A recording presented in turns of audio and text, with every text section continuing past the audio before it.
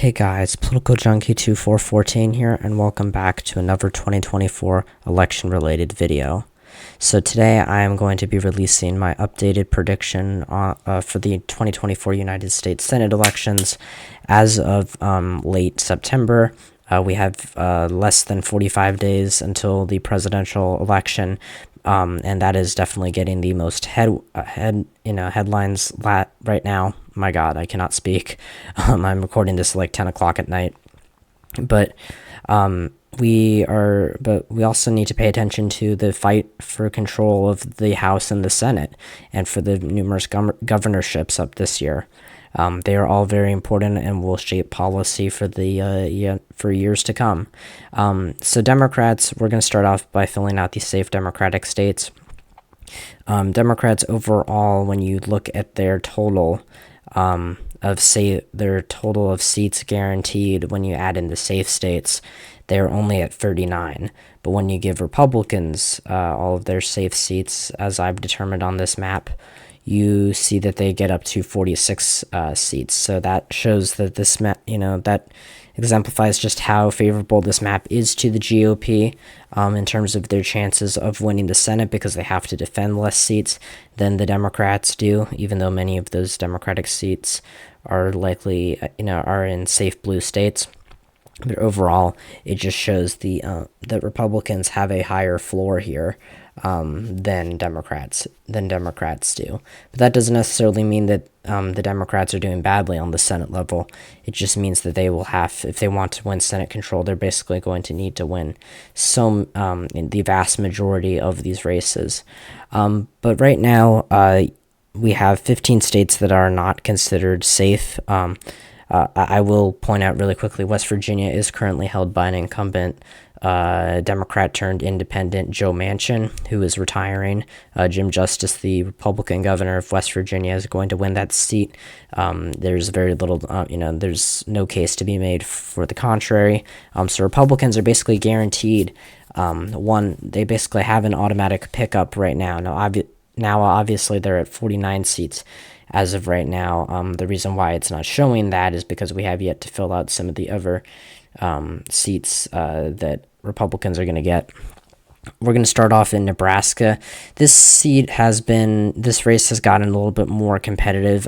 Incumbent Republican Deb Fischer has been running against independent Dan Osborne, who's received a lot of backing from Democrats who have decided not to put up a candidate, and a lot of independent-leaning voters, and so he's been performing pretty well in the polls. I didn't really talk about this race for a while because we didn't really have any significant data that Osborne was within striking distance of Fischer, aside from his own polls.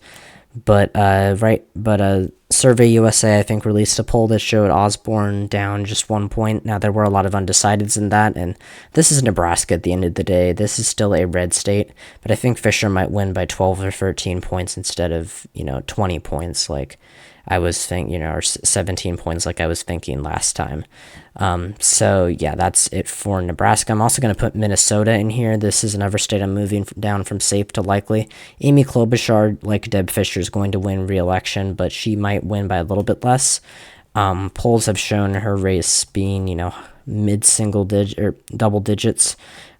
So she's up right now on average by 13 points. According to this average, to Clear Politics' as average.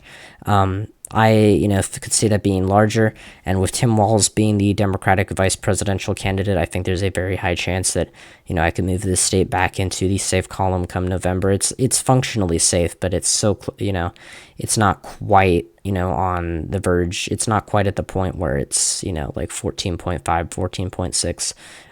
Where I would just put it as safe. I think it's more 13 or, a solid 14 points for Klobuchar. Still a very strong performance. But that is where I leave Minnesota right now.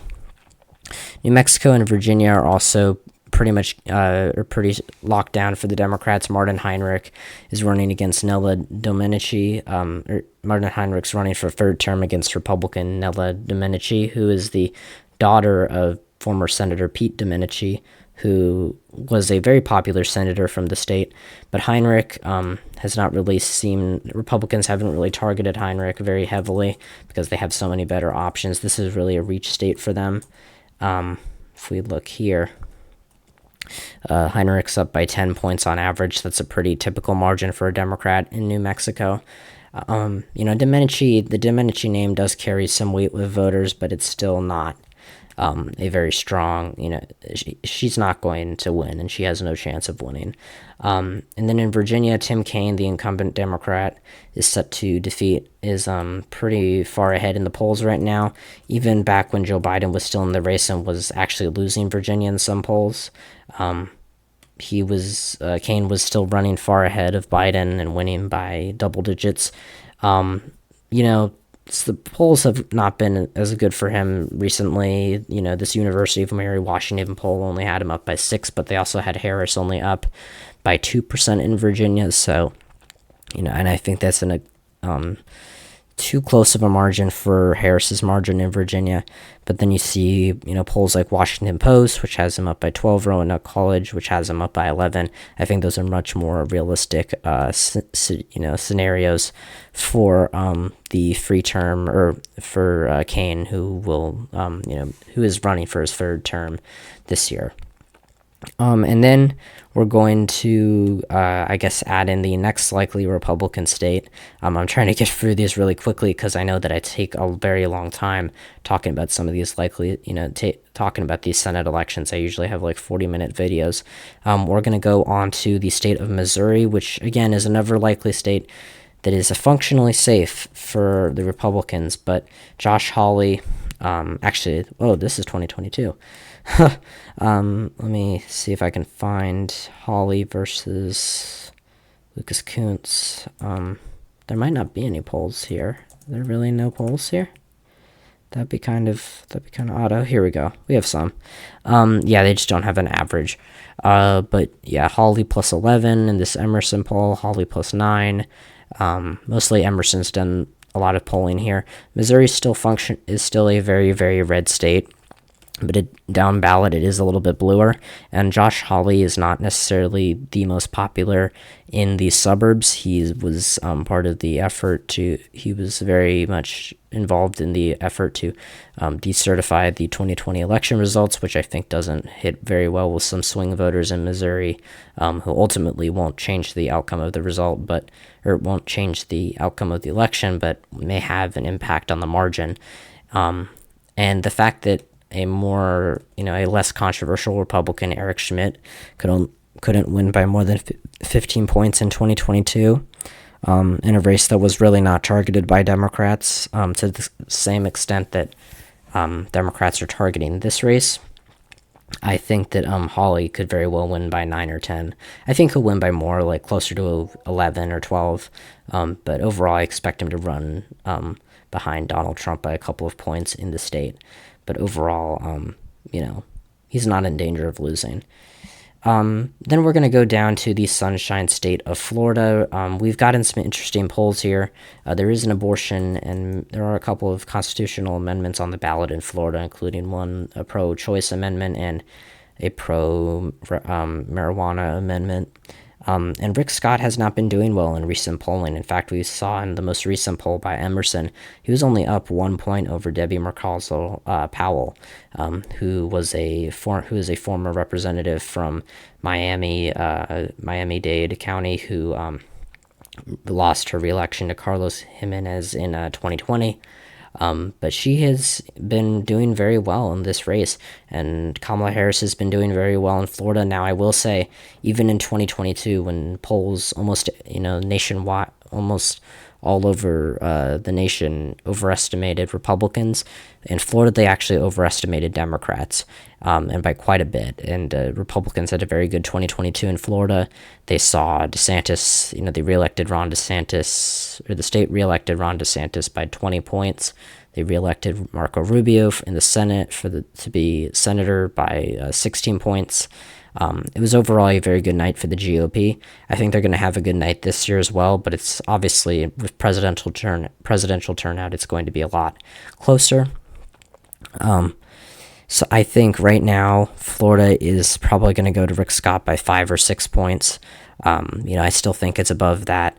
That it's not quite at that lean margin yet. I still don't think Democrats have a serious chance of winning it. But it's close. It's close to getting there. But I do expect the polls. We saw a similar dilemma in Florida as in 2022 when Marco Rubio was only beating Val Demings, in late August, early September by about, 3 points. And now we're seeing a similar thing with Rick Scott. So this is kind of around the time where Florida starts to become more competitive as of late before kind of shifting back towards Republicans or at least in the last couple of cycles. So that is where I would put the Sunshine State right now.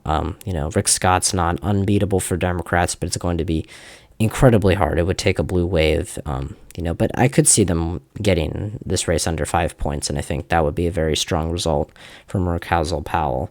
And then we're going to go up to the state of Maryland, which also has a competitive Senate race, surprisingly, even though this is a state that voted for Joe Biden by a whopping 33 points, I believe, in 2020. But the incumbent Democrat Ben Cardin has decided to retire, and we have former Republican Governor Larry Hogan running for this Senate seat, which has made it much, much more competitive.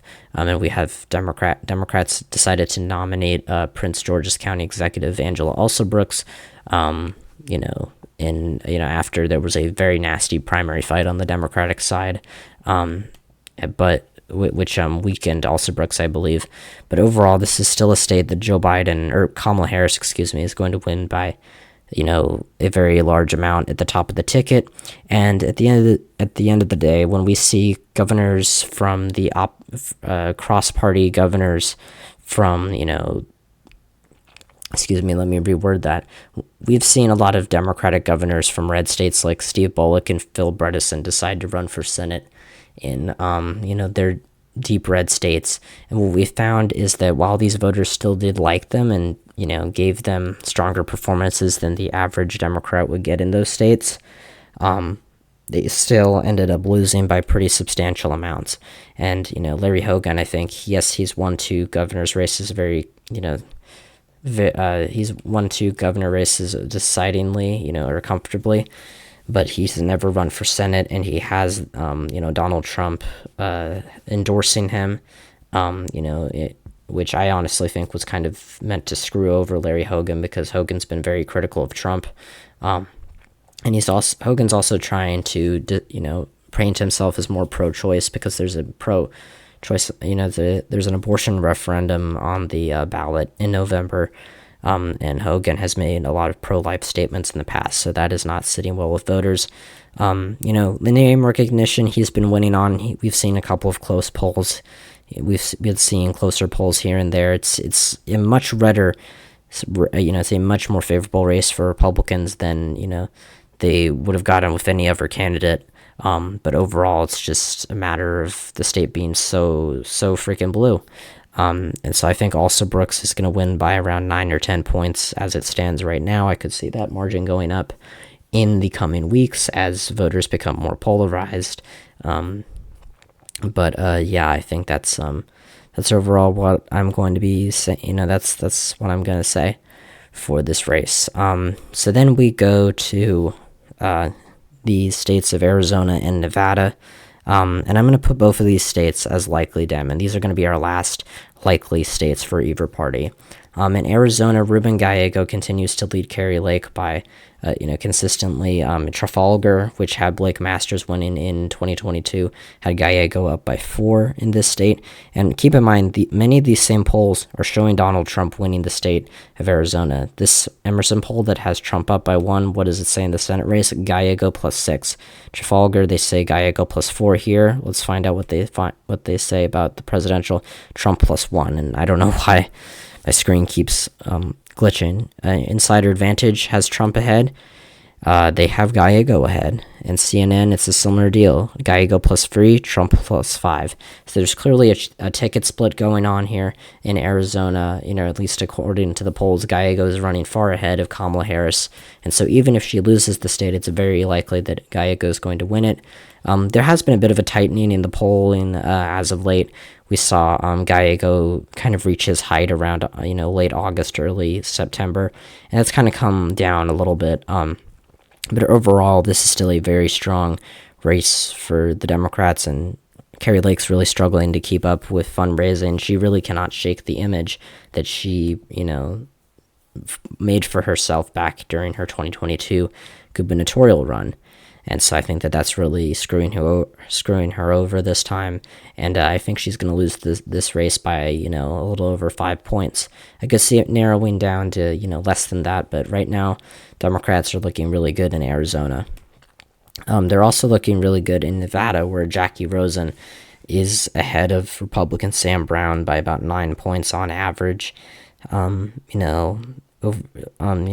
on, oh my god, my brain. Nevada is usually a state that is very close, but almost always benefits Democrats. And polling here tends to overestimate Republicans, Republican support, even back, even in election cycles. excuse me, where Republicans were underestimated in other states and nationwide. But in Nevada, excuse me. I'm sorry, I'm really tired. Again, it's very late when I'm doing this. But in Nevada this cycle, we've seen Jackie Rosen lead consistently in, basically every single poll. And in a similar light to Arizona, some of these same polls are showing Donald Trump within striking distance of beating Kamala Harris in the state. Insider Advantage has Trump +1. What did they have in the Senate race? Rosen +10. +10. Trafalgar has Rosen up by 8. Remember, Trafalgar had Adam Laxalt winning in this Senate race by 6 points in 2022. And again, I will, and they also do have Harris leading in Nevada, which is very interesting. But, what I will say is that, yes, I think some, these Republican-leaning pollsters have definitely gotten, have shifted their ratings or adjusted their methodology in the last couple of years following their abysmal polling performances in 2022. We saw that happen in, between 2020 and 2022, which is why a lot of polling firms like Emerson, CNN, had Democrats doing far worse than they ended up doing after overestimating them. It's just bound to happen. You overcompensate to make sure that you don't get the same error. But overall, Rosen is just doing very well, and Sam Brown's really, lagging behind, despite generally having an inspiring backstory. But he ran a very far-right campaign for the Senate in 2022, and he really hasn't been able to recover from that, even though he wasn't the GOP nominee. So this race could get a little bit closer, but Nevada, I think, is a state where the Republicans should not be as focused on as they were. I think there was promise there early on, to beat Rosen, but she's proven to be very resilient. I mean, we have to keep in mind she did beat an incumbent senator in 2018 by 5 points. So I think that says a lot about her electoral performance. She's from a swing district. She knows how to do this. But still, I think she was vulnerable, and I think Brown was a decent candidate. He could still come back and shock everyone and win, but I'm not betting on it. I would be very shocked. I would be very surprised if he did. But again, it's Nevada, so it's still a very polarized state, and I think we will see the margin narrow before November, because Nevada is going to remain very tight on the presidential level. And so now we're down to 6 states which are going to be decided by less than 5 percentage points. These include Montana, Texas, Ohio, Wisconsin, Michigan, and Pennsylvania. Now, all but one of these are held by Democrats. The exception is Texas, and we're going to characterize Texas right now. We've seen a lot of interesting polling come out of Texas as of late. In fact, we had a poll, I think, the other day that had Colin Allred beating Ted Cruz for the first time ever. Real Clear Politics does not show it, but he was ahead by one by 1 point. And overall, Ted Cruz still leads Allred by 6 in this average. I think it's going to be a little bit closer than that. Cruz has really, even Donald Trump's campaign manager, Chris LaCivita, posted on social media that Ted Cruz needs help, and he's actually agreed to do it. And Cruz has agreed to do a debate with Colin Allred in the wake of these, dire, polling numbers. But this race is getting closer. It's a similar narrowing of the gap that Beto O'Rourke was able to pull off in 2018, even though he ultimately did not win. And I don't think Colin Allred is going to win. He recently, but he's been getting he's had a lot of momentum lately after, a summer where I think a lot of people were criticizing him for not, some people were pointing out, where has his campaign been? Why isn't he, more visible? But since Joe Biden dropped out and Kamala Harris started improving the prospects of congressional Democrats, nationwide, Allred has really surged back into this position where he's competitive with Ted Cruz. Now, at the end of the day, I still think Democrats need to focus on protecting their vulnerable incumbents. They would love to have Texas, but they don't need it to win Senate control. They just need to hold on to states like Montana, Ohio, Wisconsin, Michigan, Pennsylvania. And the easiest path, the good thing is they have incumbents running in all of those states except for Michigan, but they have a strong candidate in Elisa Slotkin there. But Texas is still on that radar, and it would still get them, if they could win the rest of these seats, plus Texas, it would get them up to it would mean that they would cancel out the net loss, or the loss in West Virginia, and still remain with 51 seats. But that's going to take a lot. Texas is a big state. It's got a lot of urban areas that Democrats really haven't been able to squeeze out all of their, potential vote getting from just yet. It's a left trending state. It has a lot of promise for Democrats in the future, and I think it's going to be close. I think Cruz is favored to win by around 3 points right now, as of right now. But it's still, it's a very close race. So I think that's where I stand on Texas as of right now. And then I think, where are we going to go? Are we going to go to Montana or Pennsylvania? We'll go to Pennsylvania first. I'm going to move this race down to lean Democratic. I've had this race at a likely Democrat for a very, very long time.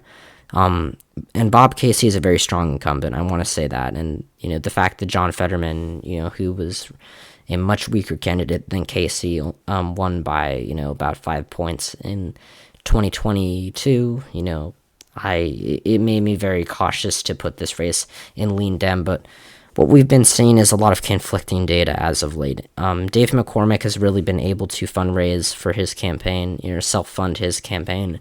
And it's really, been an area, one of the few Senate races where they're not at a huge disparity, or, they don't have a huge fundraising deficit with the Democrats.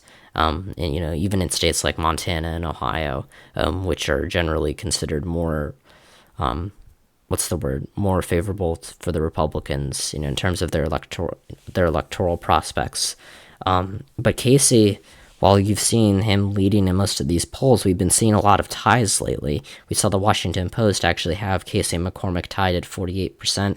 Now, New York Times / Siena, which got the 2022 race spot on 2 years ago, has Casey up by 9. That's a pretty encouraging sign. You have Marist, The Hill, and Emerson. Casey +5, I believe that. Insider Advantage, Casey +5. So generally, very good, generally pretty good numbers for Casey, but not the, numbers that he was getting previously, where you saw New York Times Siena had Casey up by 14 points, which was crazy.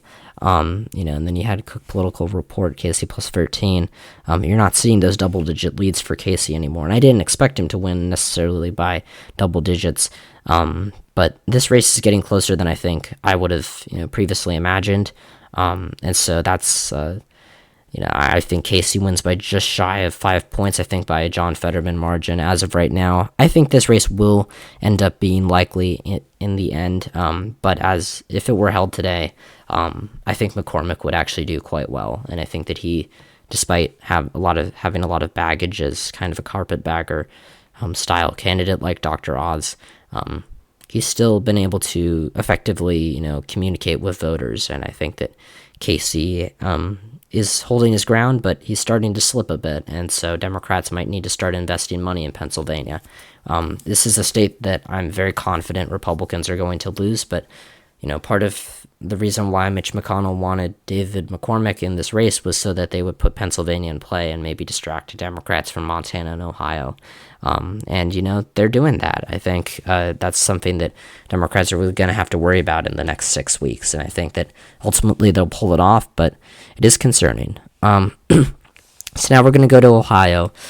This is a very, very close Senate race. Sherrod Brown versus Bernie Moreno. Brown is a three-term incumbent running for his fourth.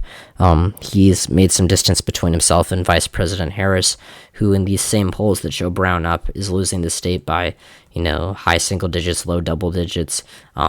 Pretty typical Republican margin in Ohio. J.D. Vance being the vice presidential nominee. I don't think really has much, has much of a benefit for Moreno. Seeing as Vance only won his Senate race against Tim Ryan by about 6 points, not a very strong performance compared to Donald Trump. Excuse me.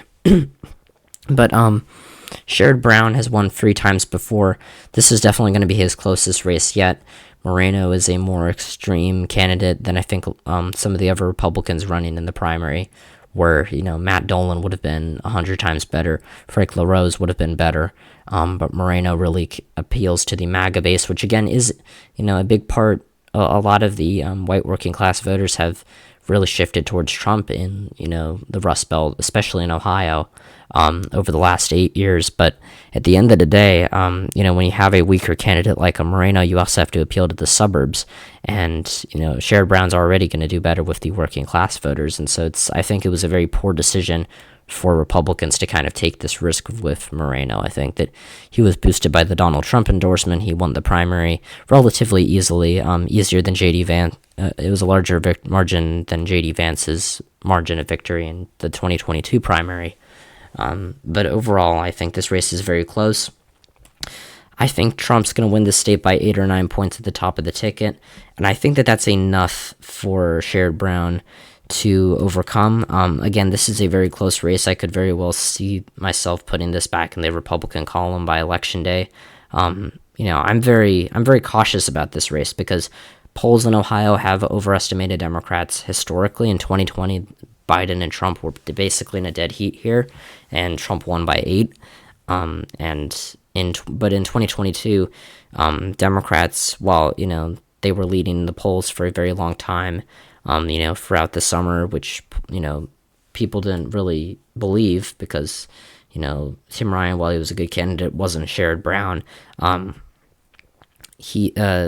Vance started to surge in September and October, and while we haven't really seen that for Moreno just yet, it could be coming very soon. And also, to finish my thought from earlier, Vance slightly underperformed his polls in Ohio in 2022.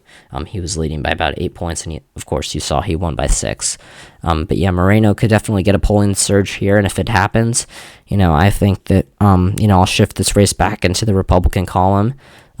This is a state where ticket splitting is really going to be essential for Sherrod Brown to win over some voters, to win, a 4th term. He's done it before, but he hasn't done it in a presidential year as polarized as this one ever before. And so we're going to have to wait and see. But right now I count him as the very, very narrow favorite.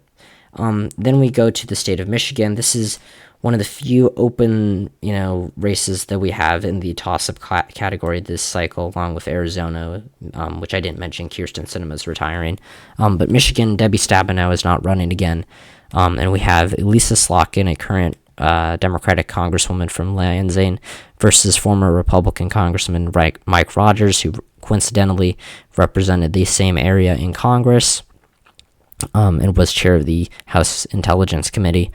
And overall, this has been a state that Republicans have really been have honestly had one of their better candidates of the cycle in. Generally they've had, decent enough candidates compared to their 2022 standards, because they just had terrible candidates 2 years ago. But this year they have kind of okay ones. Rogers, though, very, he only has a couple of issues. He, did later move to Miami, Florida, and he has a house there, and he hasn't lived in Michigan for several years until recently when, he started planning to run for Senate. So he, kind of took a hiatus from the state, and so he's been accused of being a carpetbagger, but I don't think that's the same as, the Pennsylvania issue. With Dave McCormick. But Slotkin overall has had a very, has maintained a small but consistent lead. And her lead has been growing recently. Maris had her up by 7. Quinnipiac had her had her up by 5. Emerson had her up by 5. Trafalgar had her beating Rogers by about 4 points. So overall, pretty decent results for Slotkin in Michigan. I'm gonna keep this in lean Dem. I think she wins by 3 to 4 points as of right now. I think this race is starting to get blue. Is shifting towards Democrats once again. I think during the summer I was a little bit more cautious about this race. I figured this would be the closest of the free Rust Belt states, and I still think it will be. Of Wisconsin, Michigan, and Pennsylvania, the free blue wall states that have Senate races this year, are typically just associated as the blue wall in general. But I'm rambling. Slotkin, I think, just really has that. It really has won over those swing district voters or the swing voters, in a way that is really going to help her out in the Senate election when she takes it statewide. Rogers has done that too, and I think he's going to put up a hell of a fight. But I think right now Democrats just generally have a structural advantage in Michigan, and Kamala Harris is winning the state on the presidential level. This state, I think, is going to be pretty solid for Democrats. Although again, Republicans, this is one of their best pickup opportunities, not named Ohio or Montana. So we'll see how it goes in the final stretch of the cycle. But so far, Democrats doing better than they were just a few weeks ago in this state. But they're not doing better in Wisconsin. I had this race as likely D I had it as likely D in my last prediction. I don't know if I did before that. But Tammy Baldwin has seen has been slipping a little bit here. She's still very much the favorite. And she's outperforming Kamala Harris in a lot of these polls. Again, you'll see that as a common theme with a lot of these Senate Democrats. They were outperforming Biden even more in some of these states.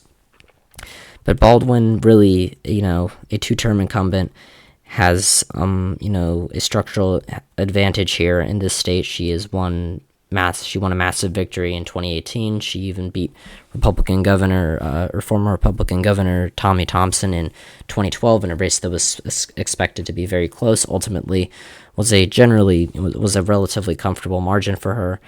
Eric Hobdy is not an atrocious candidate, but he is not a great one by any means. He's a carpetbagger. He's a businessman from California who's which is something the Democrats have been really grabbing onto in a lot of their campaign ads.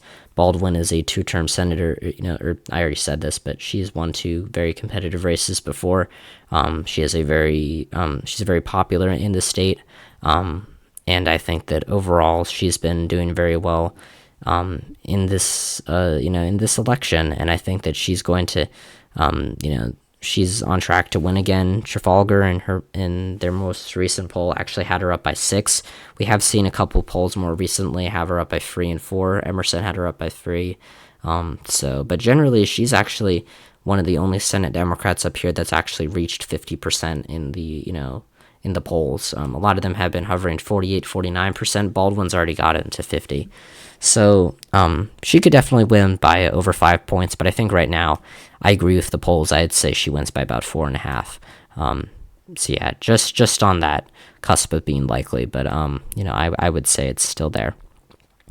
And then we go to the state of Montana. If Republicans have already won the presidency, they would get 50 seats, or they would already have the majority at 50 seats. But we're assuming we're discounting the presidential election results as of right now, and just looking at the state of Montana, which would determine which party holds an outright majority. Things have not gotten better for Jon Tester in the last couple of weeks. In fact, they've kind of gotten worse. Democrats have not necessarily talked about cutting off Tester, or leaving Tester out to dry because this is a race that they really need. But as there's been more polling data from the state of Texas, that shows, again, Ted Cruz in some trouble. While polls in Montana showed Tim Sheehy holding a very, a relatively comfortable lead against John Tester that seems to be slightly growing by the day. It's really made some Democrats very cautious and very nervous about their Senate majority rate, their chances of holding the Senate majority. And I mean, this is a state that, like many others, has had a red state Democratic incumbent in the Senate that, seems poised to kick them out. I mean, if you look at 2018, Heidi Heitkamp in North Dakota, she had won by, a very narrow margin 6 years prior, with Barack Obama losing the state by over 20 points on the same ballot. She lost by 11 points in 2018, a blue wave year. Claire McCaskill had won by 16 points in 2012 against a very unpopular Republican, but again, this was on the same ballot that Barack Obama was losing the state to Mitt Romney by 10. And then in 6 years later, Josh Hawley beats her by 6. Then you go to Joe Donnelly in 2012, in 2018, 6 years prior, just the same as, as Heitkamp and McCaskill.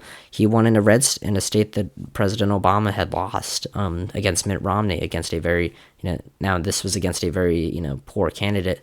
But you go to Mike Braun in 2018 in a blue wave year, and he wins the state by about 6 points. You see a lot of red state Democrats getting kicked out in 2018. Tester was one of the few that survived, along with Sherrod Brown and Joe Manchin. Obviously Manchin decided to call it quits. But Tester, at the end of the day, this was going to be a seat the Democrats were going to lose eventually. It's just in that same column of rural state with old, blue dog Democrat that historically has done very well, but eventually polarization just catches up to them. And I think this year's going to be the same for Tester. I don't think he's doomed right now, but he is certainly, it seems more and more likely that he ends up losing the state as the days go on, as we get more data showing, reaffirming Tim Sheehy's lead. Sheehy's not a perfect candidate. He has some baggage, some skeletons in his closet. I think that there's some exaggerated claims of, some details about his military service, but it is nothing really that is substantial or disqualifying. He's made some not controversial remarks about Native Americans, but again, a lot of these aren't being talked about yet, and they don't seem to be affecting the polling data. And you have to remember, Montana is a state that Donald Trump's going to win by 16 points.